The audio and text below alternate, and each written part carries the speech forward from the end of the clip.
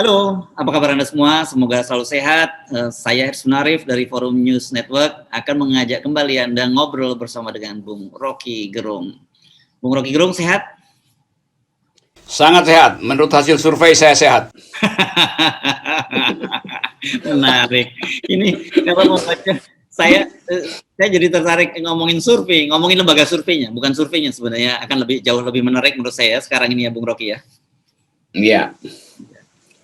Ini Kan ada semacam prinsip bahwa sesuatu itu kendati substansinya tidak dikenali, tapi kalau survei bilang sekian persen itu substansial, maka orang ikut hasil survei tanpa mempersoalkan metodologinya apa itu soalnya tuh. ya.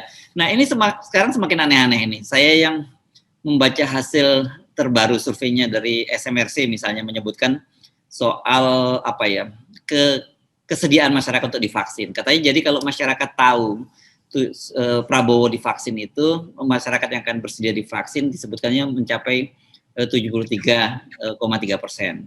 Nah, yang menarik kalau tahu Jokowi divaksin, berarti kan masyarakat sekarang sudah tahu kan, karena Jokowi bolak-balik divaksin, udah 2 kali divaksin, itu hanya 66,4%. Saya jadi bingung nih, apa ya kira-kira, bagaimana yang membaca hasil survei ini, dan apa kira-kira maksud dari lembaga survei memunculkan survei semacam ini, gitu. Ini khas Indonesia gitu. Tiba-tiba ingin tahu efek dari vaksin terhadap popularitas atau bahkan elektabilitas itu. Jadi kelihatannya udah nggak ada peralatan untuk mengukur elektabilitas seorang itu, tinggal soal vaksin. Jadi divaksin atau tidak sebetulnya nggak perlu pembuktian kan, yang penting tanya aja, kalau Prabowo divaksin Anda lebih percaya Prabowo atau kalau Jokowi divaksin tuh. Jadi sebetulnya itu nggak perlu pembuktian akademis, hanya untuk menerangkan potensi Prabowo untuk menandingi Jokowi itu. Padahal sebetulnya yang mesti dipertanyakan adalah mengapa akhirnya orang mesti pergi pada efikasi dari vaksin untuk mengukur elektabilitas itu kan. Buat apa ada kampanye partai? Jadi kita ubah aja tuh bahwa elektabilitas ditentukan oleh vaksinasi itu. Nah, sebetulnya saya juga masih bertanya, ini vaksinasi apa? Vaksinasi COVID, vaksinasi polio, atau vaksinasi rabies? Nah, itu juga menarik untuk diketahui itu. Oke. Belakangan ini kan jadi makin aneh-aneh gitu, karena lembaga survei ada yang kemudian mendeklar bahwa kalau Jokowi pasangan dengan Prabowo itu otomatis Indonesia bakal lebih maju, bakal lebih aman, dan itu penting untuk 3 periode dan sebagainya. Orang kemudian sekarang mulai mencurigai apapun yang dilakukan oleh lembaga survei ini sebenarnya nggak jauh-jauh arahnya dengan 3 periode, tapi juga mendorong figur-figur yang itu juga gitu, antara Jokowi Prabowo. Kira-kira gitu saya jadinya membacanya, Bung Rocky. Itu ya, karena itu potensi yang lain akhirnya tidak lagi bisa disorot atau disentuh oleh lembaga survei itu. Orang-orang di luar yang itu lagi itu nggak bisa disurvei lagi. Karena seakan-akan sponsor dari surveyor ini udah memastikan bahwa cuman 3-4 orang ini yang boleh disurvei. Karena itu uang udah turun. Akibatnya udah nggak ada lagi variabel yang mau dipasangkan kan. Cross data tabulasi juga udah nggak bisa dibuat tuh. Maka mulailah yang aneh-aneh tuh. Nanti ada survei misalnya Prabowo kalau pakai kaos oblong itu dibandingkan Jokowi pakai kaos oblong, elektabilitasnya siapa? Lebih tinggi itu. Nah, kelihatannya itu yang terjadi. Jadi ada satu segmen di dalam politik kita yang berupaya untuk mengarahkan opini publik menuju 3 periode itu. Kan semua ini akhirnya yang lain gak usah disurvei kalau begitu tuh. Karena uangnya mungkin nggak ada, atau konglomerat tidak turunkan uang untuk survei. Kan prinsip survei publik selalu harus declare dulu uangnya dari siapa tuh. Itu yang nggak pernah ada. Jadi semakin kita dibombardi dengan survei, semakin kita tahu bahwa ini adalah akal-akalan untuk satu paket dengan upaya memuluskan sidang umum MPR itu. Kan nanti rakyat pada akhirnya tiba pada kesimpulan, oh ya memang cuma ada Prabowo dan Jokowi yang harus dipasangkan. Jadi soal-soal begitu yang sebetulnya secara intelektual ini kan makin dangkal itu. Padahal lembaga survei ini isinya adalah orang-orang yang sekolah tinggi-tinggi hanya untuk dipermainkan oleh pesanan oligarki itu. Sehingga margin of error mestinya ditaruh di kepalanya tuh, bukan ditaruh di hasil data statistik. Margin of error dari pemesan survei melekat juga di kepala para pemilik lembaga survei itu. Itu pesan yang mesti kita terangkan pada publik. Jadi mungkin topiknya menjadi menarik kalau kita membaca lembaga survei dari publikasi survei mereka, begitu ya? Iya, dan kita akan mensurvei siapa yang percaya pada lembaga survei sebetulnya tuh. Oke, tapi soal-soal seperti ini kan sebenarnya sudah kita duga sebelumnya, meskipun variannya beda-beda ketika muncul isu tentang isu tiga periode. Kan kita sudah menduga bahwa kemungkinan nanti akan muncul survei-survei, lembaga survei mempublikasikan hasilnya untuk menjustifikasi gagasan itu kan. Saya kira itu yang lagi direncanakan. Sebab kalau kita lihat sebetulnya genealogi dari lembaga-lembaga survei ini, kan sebetulnya tokohnya itu juga, dan mereka pernah punya satu lembaga lalu pecah, sama dengan partai juga sebetulnya, partai induknya Golkar lalu pecahannya kiri kanan tuh. Tapi cara berpikirnya masih sama. Demikian juga nih lembaga-lembaga survei ini. Jadi sangat mungkin itu lembaga survei A dan lembaga survei B saling titip pertanyaan untuk konstituen yang sama sebetulnya tuh. Respondennya juga sama yang dipelihara di daerah-daerah tuh. Petugasnya sama tuh. Jadi inilah yang disebut sebagai oligarki opini publik itu. Bukan oligarki modal, tapi ini oligarki di dalam public opinion, yaitu isinya adalah lembaga-lembaga survei. Mereka membentuk oligarki juga. Lebih berbahaya oligarki lembaga survei daripada oligarki modal. Oligarki modal bisa ada bangkrutnya tuh. Tapi ini oligarki lembaga survei langsung membentuk opini publik. Itu yang mesti kita survei, apakah betul dia bertumpu pada metodologi atau sekedar ingin mendapatkan cucuran dana yang tiba-tiba harus disalurkan oleh oligarki ini. Jadi ada jembatan antara oligarki kapital dan oligarki surveyor. Itu soalnya tuh. Tapi kalau kita melihat apapun bentuk publikasinya, terus bagaimanapun mereka menyajikan data, sebenarnya kita bisa menangkap ini ada agenda terselubung, yakni menggolkan agenda 3 periode tadi, begitu kan? Ya, itu harus ingin saya pastikan, karena kalau dalam 1 minggu ini ada secara masif lembaga survei tiba-tiba muncul bersamaan, itu berarti di MPR juga proses ini sudah mulai diatur sebetulnya. Jadi saya duga bahkan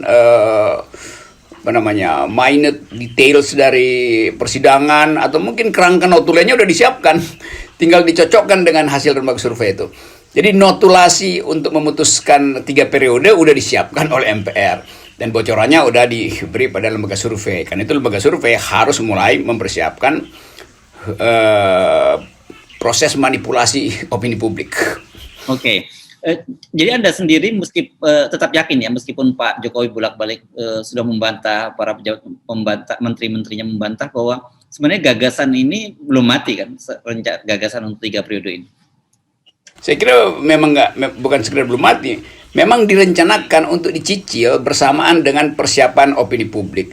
Jadi Pak Jokowi tentu nggak akan bilang, oh saya setuju, itu langsung terbaca ambisinya kan. Dia mesti bilang, saya tidak setuju. Tapi lembaga survei bilang, boleh lakukan itu. MPR juga bersiap-siap, karena dianggap itu adalah forum rakyat tertinggi tuh. Walaupun kita tahu dari awal MPR itu sebenarnya omong kosong isinya. MPR kan udah sebetulnya sebagai lembaga doang, yang secara substansial itu nggak ada isinya tuh. Karena itu cuma perwakilan ulang dari partai-partai sebetulnya tuh.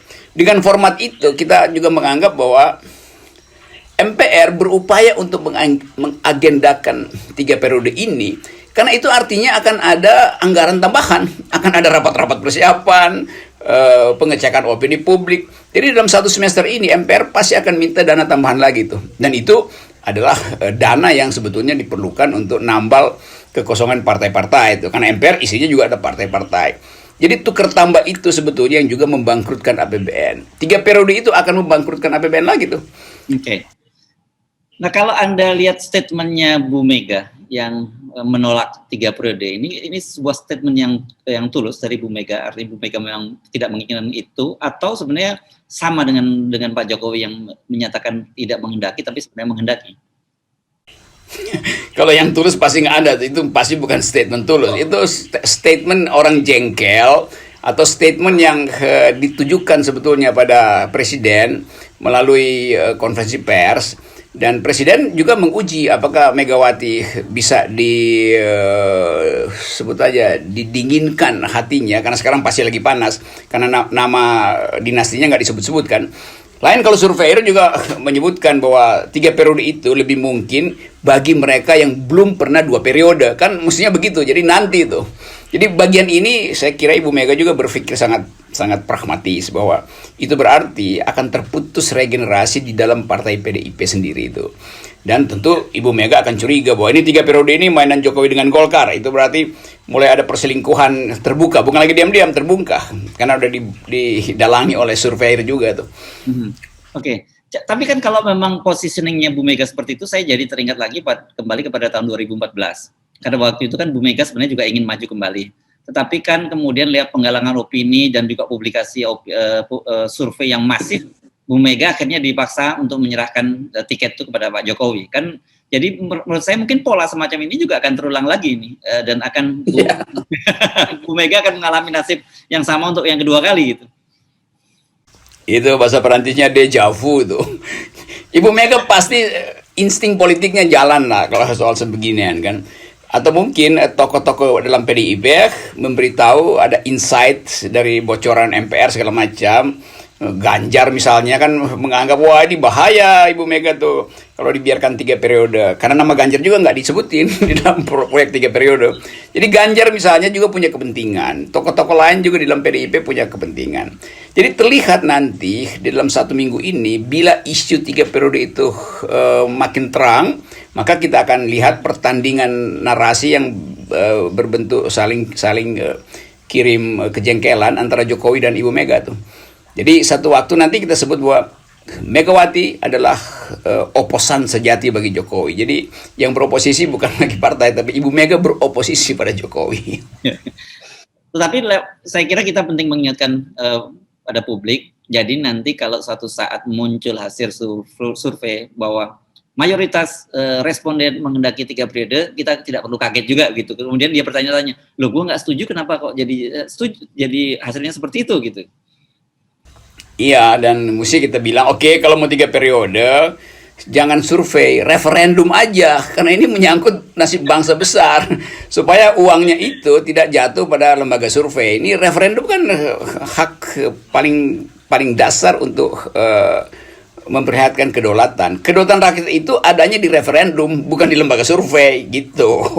Jadi menurut Anda jauh lebih elegan, lebih terhormat gitu kalau dilakukan referendum sebelum diputuskan 3 periode atau tidak gitu, ketimbang kita mendengarkan. Betul. Oh gitu ya? Yes. Karena ini hal yang fundamental. Ini karena kan 3 periode artinya membatalkan ide demokrasi itu. Nah, ide demokrasi harus dibatalkan oleh demos. Demosnya siapa? Ya rakyat melalui referendum. Nggak bisa melalui MPR yang adalah perwakilan. Nggak boleh, karena ini hal yang fundamental di dalam konstitusi kita. Kita memilih demokrasi. Artinya demos yang memutuskan, bukan lembaga survei. Fasilitas untuk memutuskan hal yang fundamental, itu namanya referendum. Jadi soal itu yang mesti kita tekankan. Silakan 3 periode, mari kita referendum tuh. Asik. Nah, tetapi itu kan standpointnya Bung Rocky. Tapi kalau kemudian lembaga survei mau membardir publik dengan berbagai opininya, kan kita juga tidak bisa mencegah. Tapi yang paling bisa kita lakukan adalah memberi tip gitu. Apa tipsnya kalau menghadapi setiap publikasi dari lembaga survei? Oke, saya kasih tips. Oke, mari kita dukung usulan lembaga survei 3 periode, berarti akan ada sidang umum MPR gitu. Maka nanti kita usulkan juga agenda tambahan, misalnya merubah bentuk negara menjadi negara federal, merubah lambang negara, karena lambang negara dianggap terlalu kaku ke arah kiri, Garudanya dipindahin ke arah kanan gitu kan. Kan itu mungkin terjadi kan? Karena pada akhirnya begitu sidang MPR dibuka, maka seluruh peluang untuk mengubah semua hal bisa terjadi tuh. Nah, saya sebetulnya setuju-setuju aja. Jadi negara federal juga lebih enak itu kan. Supaya betul-betul idenya adalah persatuan, bukan kesatuan. Kalau sekarang kan kesatuan, padahal yang dimaksud adalah persatuan. Itu artinya boleh saya usulkan supaya DPR mengubah sifat kesatuan menjadi persatuan. konsekuensinya adalah kita jadi negara federal, bersekutu demi memelihara keragaman. Boleh juga, saya senang-senang aja itu.